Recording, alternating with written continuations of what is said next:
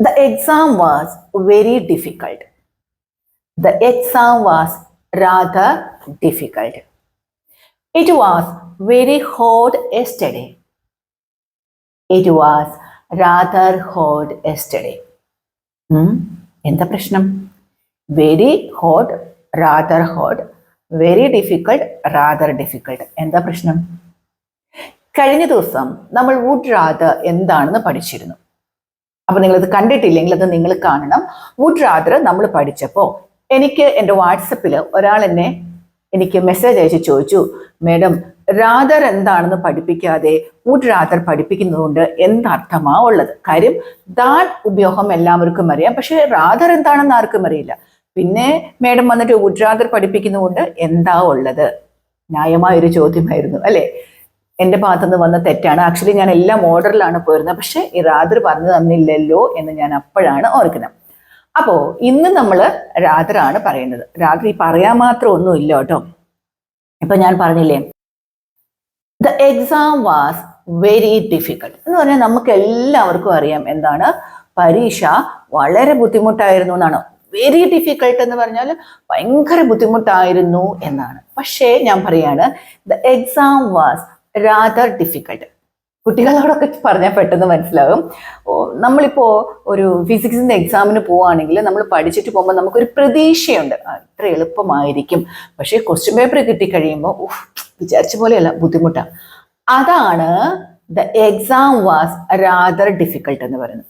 ബുദ്ധിമുട്ടാണോ എന്ന് ചോദിച്ചാൽ ബുദ്ധിമുട്ടുമല്ല, പക്ഷെ ഞാൻ വിചാരിച്ച അത്ര എളുപ്പമായിരുന്നില്ല, കുറച്ചൊക്കെ എന്നെ ബുദ്ധിമുട്ടിച്ച് കളഞ്ഞു. നമ്മൾ ചിലപ്പോൾ പരിശീലനം ഉണ്ടായിരുന്നു, വിചാരിച്ച പോലെ ആയിരുന്നില്ല. അതാണ് റാദർ ഡിഫിക്കൾട്ട്.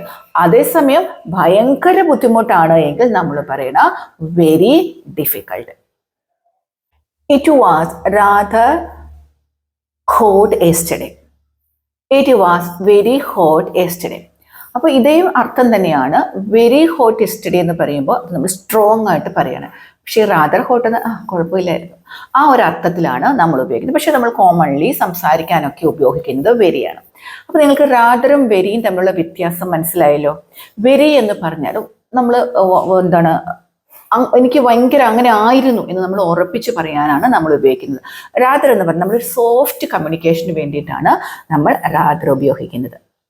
അപ്പോൾ നിങ്ങൾ വിചാരിക്കുക റാദർ നമ്മൾ ഉപയോഗിക്കലുണ്ടോ എന്ന്. ഞാൻ പറഞ്ഞല്ലോ, നമ്മൾ കമ്മ്യൂണിക്കേഷനിൽ കൂടുതലും വെരി തന്നെയാണ് ഉപയോഗിക്കുന്നത്.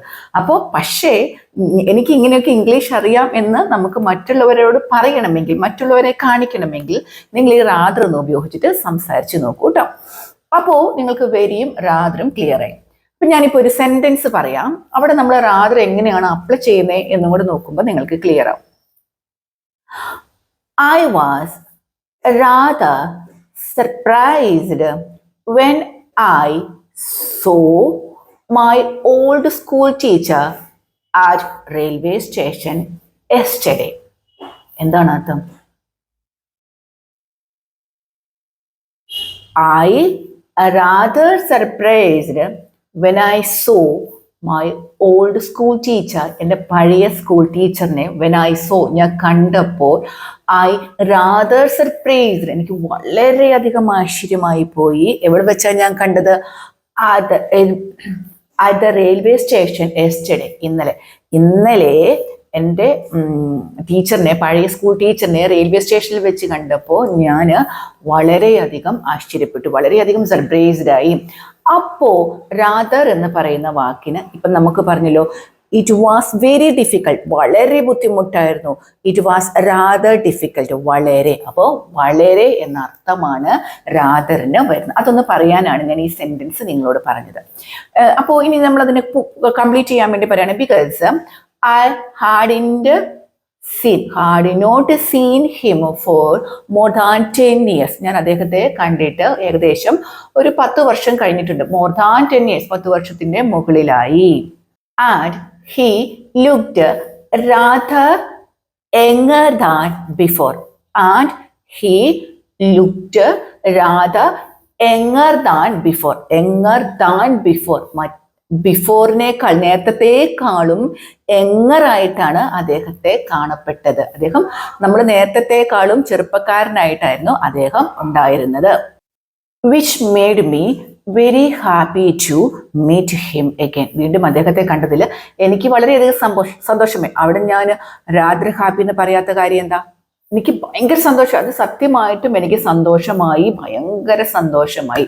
അതുകൊണ്ട് നമ്മളവിടെ very happy to meet him again, വീണ്ടും അദ്ദേഹത്തെ കണ്ടതിൽ എനിക്ക് സന്തോഷമായി. അപ്പൊ ആ സെന്റൻസ് ഒന്ന് നിങ്ങൾ തന്നെ പറഞ്ഞ് പഠിക്കും. I was rather surprised. എൻ്റെ ഒപ്പം പറയൂ, സ്ലോലി പറയും. When I was rather surprised when I saw my old school teacher at the railway station yesterday, because I hadn't seen him for more than 10 years, and he looked rather younger than before. He looked rather younger than before, which made me very happy to meet him again. അപ്പൊ എന്തിനവിടെ made ഉപയോഗിച്ചു എന്ന് അറിയണമെങ്കിൽ എന്തിനാണ് നമ്മൾ positive verb പഠിച്ചിട്ടുണ്ടായിരുന്നു, അത് നിങ്ങൾ പഠിക്കണം. അപ്പോൾ ഈ ക്ലാസ് നിങ്ങൾ ആദ്യം കേൾക്കുന്നവരുണ്ട് എങ്കിൽ നിങ്ങൾ ആദ്യം തൊട്ട് തന്നെ പഠിക്കണം. കാര്യം ഇതിനകത്ത് നമ്മൾ വിച്ച് ഉപയോഗിച്ചിട്ടുണ്ട്, മേഡ് ഉപയോഗിച്ചിട്ടുണ്ട്, വെരി ഉപയോഗിച്ചിട്ടുണ്ട്, പല വാക്കുകളും ഉപയോഗിച്ചിട്ടുണ്ട്.